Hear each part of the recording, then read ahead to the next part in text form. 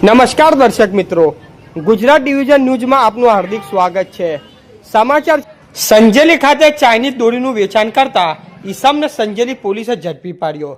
Chinese દોરીના વપરાશથી થતા જીવલેણ અકસ્માતોને રોકવા માટે આવનાર ઉત્તરાયણના તહેવારોને ધ્યાનમાં રાખી દાહોદ જિલ્લાના પોલીસ અધિક્ષક રવિરાજસિંહ જાડેજા સાહેબ દ્વારા દાહોદ જિલ્લાના ચાઇનીઝ દોરી થતા તુક્કલના વેચાણ કરતા ઈસમો સામે કડક કાર્યવાહી કરવા સૂચનાઓ આપવામાં આવેલ છે।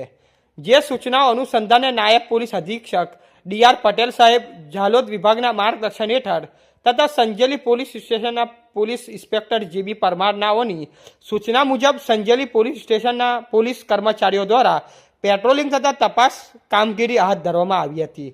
આ દરમિયાન સંજેલી ઝાલોદ રોડ ઉપર આવેલા એક મકાનમાં કનુભાઈ કડવાભાઈ જાતે પ્રજાપતિ રહે સંજેલી ઝાલોદ રોડ તાલુકો સંજેલી જિલ્લો દાહોદ દ્વારા પોતાના ઘરમાં ચાઇનીઝની દોરી રાખી ગેરકાયદેસર રીતે વેચાણ કરવામાં આવતું હોવાની બાતમી મળતા સદર સ્થળે રેડ કરવામાં આવી હતી। જેમાં કનુભાઈએ કડવાભાઈ જાતે પ્રજાપતિના ઘરમાંથી ચાઇનીઝ દોરી ફિરકા નંગ 7 કુલ કિંમત ₹3500નો મુદ્દામાલ મળી આવતા આરોપીને ઝડપી પાડી તેની વિરુદ્ધ કાયદેસરની કાર્યવાહી કરવામાં આવી છે।